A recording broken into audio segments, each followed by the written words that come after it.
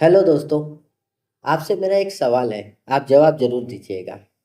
आपके बैंक में अभी कितना बैलेंस पड़ा है? 50,000, 1 लाख या 3 लाख? अब एक चौंकाने वाली सच्चाई आपको मैं बताऊंगा। अगर आप लंबे समय तक 1 लाख रुपए से ज़्यादा आपके बैंक अकाउंट में पड़े रहने देते हैं तो आप धीरे धीरे आपका पैसा खो रहे हैं।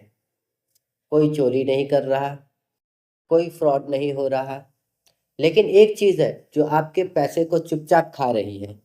उसका नाम है महंगाई। महंगाई आपका पैसा चुपचाप खा रही है।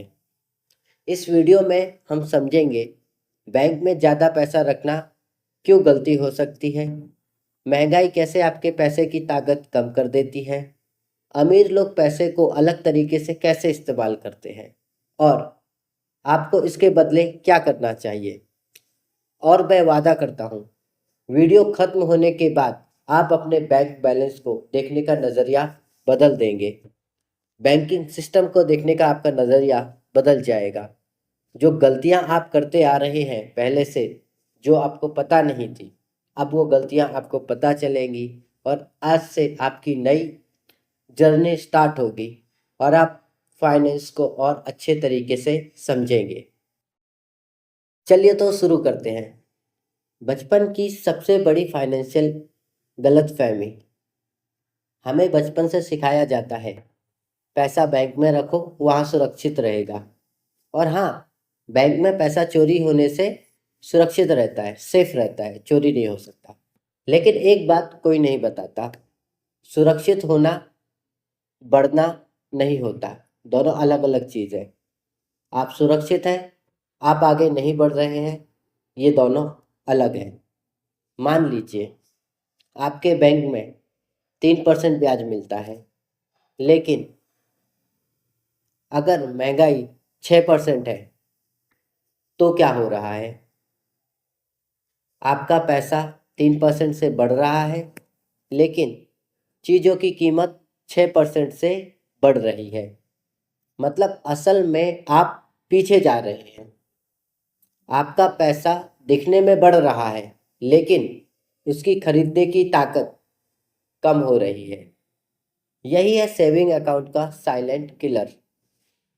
इसको हम एक आसान से एग्जाम्पल के साथ समझेंगे। मान लीजिए आपने बैंक में 1 लाख रुपए रखे।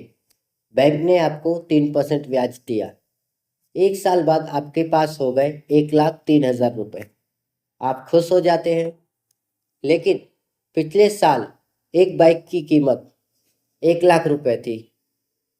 इस साल महंगाई की वजह से उसी बाइक की कीमत 1,06,000 रुपए है। मतलब आपका बैंक बैलेंस बढ़ गया, लेकिन आपकी खरीदने की ताकत कम हो गई। और यही चीज़ हर साल धीरे धीरे होती है। आपने हमेशा देखा होगा कि आप कुछ भी चीज़ें देखते हैं कि पिछले साल वो सस्ती थी और ये साल महंगी हो गई। क्यों? क्योंकि महंगाई बढ़ गई। इस वजह से बैंक आपको अमीर बनाने के लिए नहीं बना है। एक बात समझिए, बैंक इन्वेस्टमेंट मशीन नहीं है, वो सिर्फ ट्रांजैक्शन मशीन है। उनका काम है आपका पैसा सुरक्षित रखना, पैसे ट्रांसफ़र करना, लोन देना, बस। असल में बैंक आपके पैसे से ही लोन देते हैं। आपको 3% देते हैं और उसी पैसे को 9% या 12% पर उधार देते हैं किसी और को। तो असली कमाई कौन कर रहा है, आप या बैंक? मुझे कमेंट में ज़रूर बताइए। अमीर और मिडिल क्लास की सोच। मिडिल क्लास की क्या सोचता है? ज़्यादा से ज़्यादा बचत करो। अमीर लोग सोचते हैं ज़्यादा से ज़्यादा इन्वेस्ट करो। अमीर लोग लाखों रुपए बैंक में खाली नहीं छोड़ते, वो सिर्फ इमरजेंसी के लिए पैसा छोड़ते हैं। बाकी पैसा वो इन्वेस्टमेंट में लगाते हैं। Index fund, mutual fund, business या रियल एस्टेट। क्यों? क्योंकि वे एक नियम समझते हैं। वे पैसे का एक नियम समझते हैं पैसा आपके लिए काम करना चाहिए, सोना नहीं चाहिए। अगर पैसा सो रहा है तो महंगाई उसे खा रही है। जी हाँ, अगर पैसा सो रहा है, बैंक में पड़ा हुआ है, तो वो सो ही रहा है और महंगाई उसे धीमे धीमे खा रही है।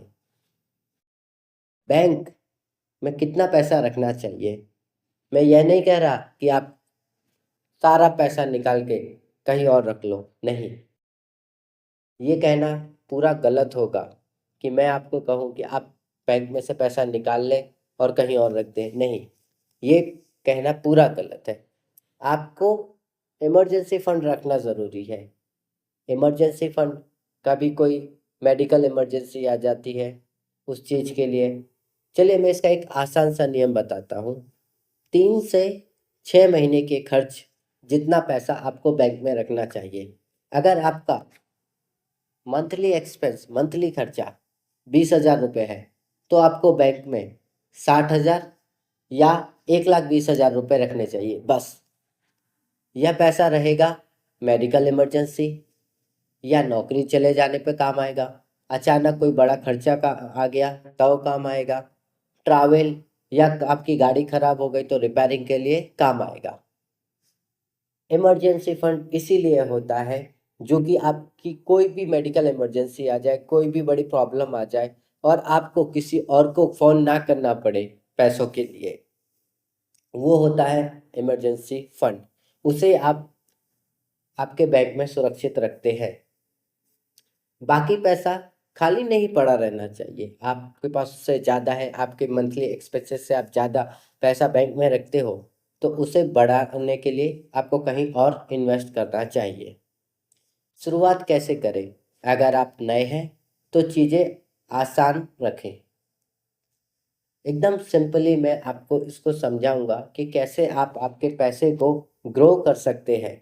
छोटे छोटे एग्जाम्पल्स के साथ मैं आपको चीज़ें बताऊंगा।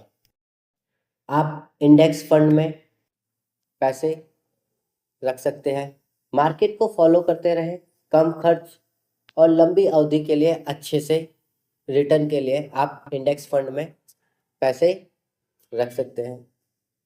लार्ज कैप म्यूचुअल फंड में बड़ी बड़ी कंपनियों में आप इन्वेस्ट कर सकते हैं, जिसमें कम रिस्क होता है, जहाँ पे आप कम रिस्क के थ्रू आपके पैसे को ग्रो कर सकते हैं। एसआईपी में, एसआईपी सिस्टमेटिक इन्वेस्टमेंट प्लान, हर महीने थोड़ा थोड़ा पैसा आप इन्वेस्ट कर सकते हैं। आप 1,000 रुपये भी थोड़ा थोड़ा पैसा इन्वेस्ट कर सकते हैं, 5,000 रुपये भी आप थोड़ा थोड़ा पैसा इन्वेस्ट कर सकते हैं। इतिहास बताता है कि भारत में शेयर बाजार ने लंबे समय में लगभग 10 से 12% का रिटर्न दिया है। यह कोई गारंटी नहीं है, ये कोई गारंटी नहीं है, यह कोई गारंटी नहीं है। क्या यहाँ शॉर्ट टर्म में सुरक्षित है? नहीं। एक चीज समझिए, आप लंबे समय के लिए आप पैसे को इन्वेस्ट करते हैं, धीमे धीमे धीमे धीमे पैसा आपका बढ़ता है, लेकिन लंबे समय में यह आपको बैंक से, जो कि आपको 3% आपके सेविंग अकाउंट पे देता है, उससे ज़्यादा बेहतर रिटर्न देता है। ताकि आपका पैसा धीमे धीमे ग्रो करे और वो उसकी ताकत ना खो। एक ज़रूरी बात मैं आपको बताता हूँ। अगर आपको 6 महीने के अंदर पैसा चाहिए तो उसे आप शेयर मार्केट में इन्वेस्ट ना करें। ये बहुत ज़रूरी बात है कि अगर आपको 6 महीने के अंदर कुछ पैसे की ज़रूरत है तो वो पैसा आप स्टॉक मार्केट में इन्वेस्ट ना करें, उसे बैंक में ही रहने दें। इमरजेंसी फंड और इन्वेस्टमेंट का पैसा अलग होना चाहिए, ये दोनों चीज़ें अलग होती है। इन्वेस्टमेंट और इमरजेंसी फंड, ये दोनों चीज़ें अलग होती हैं और इसे आपको दोनों को अलग रखना चाहिए। आप स्टॉक मार्केट में वही पैसा इन्वेस्ट करें जिस पैसे की आपको ज़रूरत ना हो, चाहे वो 5,000 ही क्यों ना हो, चाहे वो 2,000 ही क्यों ना हो, चाहे वो 2 लाख ही क्यों ना हो। आप सिर्फ वही पैसा इन्वेस्टमेंट में यूज़ करें जिस पैसे को आप लंबे समय तक देखना नहीं चाहते कि नहीं, ये पैसा मेरे पास नहीं रहेगा तो मुझे कोई इशू नहीं आएगा। आप बस उस पैसे को ही स्टॉक मार्केट में इन्वेस्ट करें। इन्वेस्टमेंट फंड और निवेश का पैसा इसलिए अलग होता है जो मैंने आपको बताया। अगर आप दोनों मिला देंगे तो मार्केट गिरने पर आप घबरा जाएंगे, क्योंकि मार्केट में उतार चढ़ाव आते रहते हैं। कभी मार्केट बुलिश होता है, कभी तेजी से ऊपर जाता है, कभी मार्केट बेरिश होता है तो मार्केट नीचे आता है। तो ये साइकिल हमेशा मार्केट में चलते रहता है, अप डाउन अप डाउन। हमेशा मार्केट हाई फिर लो बनाता है, फिर हाई फिर लो बनाता है। इसी तरह से मार्केट स्लो स्लो चलते रहता है। मार्केट का यही नियम है, वो एक साथ ना तो ऊपर जाता है और ना ही एक साथ नीचे आता है। ये चीज़ें अलग होती हैं। इसमें आप एक चीज़ समझिए कि अगर आपने मेडिकल इमरजेंसी फंड और आपका इन्वेस्टमेंट फंड अलग रखा है तो आपको मार्केट के उतार चढ़ाव से कभी कोई फर्क नहीं पड़ेगा कि मार्केट कैसा जा रहा है। आप बस शांति से उसको ऊपर नीचे जाते हुए देखेंगे और आप आपके पैसे को धीमे धीमे लंबे समय में लॉन्ग टर्म में उसको ग्रो होता देखेंगे कि हाँ, आपके पैसे की वैल्यू बढ़ते जा रही है। आप एक चीज याद रखें, रिटर्न से ज़्यादा सुरक्षित डिसिप्लिन होता है। मतलब अगर आपका पैसा आपको रिटर्न दे रहा है तो आप उसको सिस्टमेटिक तरीके से ही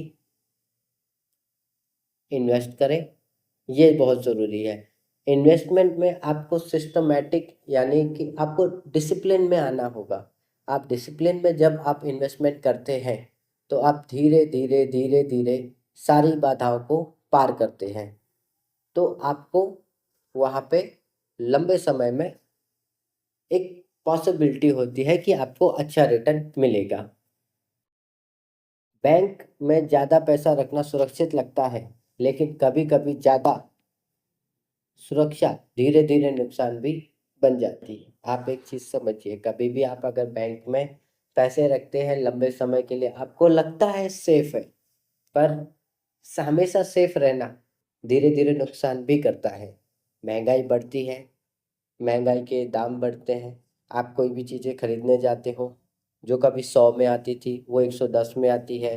कुछ आप नया खरीदने जाते हो, जो आपने पिछले साल देखा होगा तो वो सस्ते में थी, ये साल महंगे में है। तो धीमे धीमे महंगाई बढ़ती है, इसी तरह से प्राइस बढ़ता है। और वहीं पे ही अगर आपका पैसा सेविंग अकाउंट में होता है तो वो 3% से भी बढ़ता है।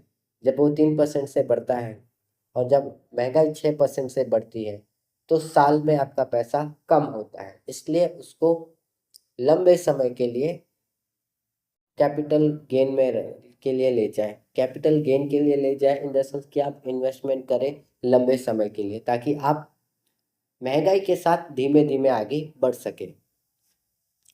पैसा सिर्फ बैठा नहीं रहना चाहिए, उसे बढ़ना चाहिए। आज इस वीडियो के बाद आप बैंक का ऐप खोलिए, आप बैलेंस देखिए और खुद से पूछिए, क्या मेरा पैसा मेरे लिए काम कर रहा है या सिर्फ सो रहा है? क्योंकि आज लिया गया फैसला आपका 10 साल के लिए बहुत मायने रखता है। छोटे से शुरू करें, समझदारी से शुरू करें और अपने पैसे को आपसे ज़्यादा मेहनत करने दें। याद रखिए, जितना ज़्यादा मेहनत आपका पैसा आपके लिए करेगा उतनी ज़्यादा कम मेहनत आपको आपके लिए करनी पड़ेगी। तो इस वीडियो में मैं जो आपको बता रहा हूँ, ये एक चीज़ है, एक ओपन चीज़ है जो कि आप हर साल देखते होंगे। आपका बैंक बैलेंस उतना ही रहता है, थोड़ा सा बढ़ता है, लेकिन महंगाई उससे ज़्यादा बढ़ती है। तो समझदार बने, महंगाई को कैसे बीट करना है, कैसे उसे मारना है महंगाई को, तो आप उस चीज़ को सीखें। ये उसी चीज़ के लिए एक वीडियो है। आपको एक चीज़ और समझनी पड़ेगी, बैंक में पैसा रखना सुरक्षित है, लेकिन वो महंगाई को बीट कर नहीं सकता। तो आप इन्वेस्टमेंट कर सकते हैं। इन्वेस्टमेंट आपको ऊपर ले जाएगा महंगाई को बीट करने के लिए। मार्केट में उतार चढ़ाव आते हैं, तो उन उतार चढ़ाव से बचने के लिए आपको आपका इमरजेंसी फंड और इन्वेस्टमेंट का फंड दोनों अलग अलग करना पड़ेगा। जब दोनों आप अलग अलग करके मार्केट में इन्वेस्टमेंट करते हैं और एक साइड आपका सेविंग में इमरजेंसी फंड रखते हैं, तो आपको धीमे धीमे पता चलता है कि क्या ग्रो हो रहा है। महंगाई कैसे बढ़ रही है, आपका पैसा कैसे बढ़ रहा है, वो आपको हर साल कंटिन्यूअसली आपको पता चलते रहता है। तो ये चीज़ इसलिए होती है कि आप धीमे धीमे महंगाई को बीट करें। हमेशा देखिए, महंगाई बढ़ती रहेगी, महंगाई कभी नहीं रुकेगी। आप रुक जाओगे, आपका काम करना रुक जाएगा। आप जॉब करते हो तो आपकी जॉब जा सकती है।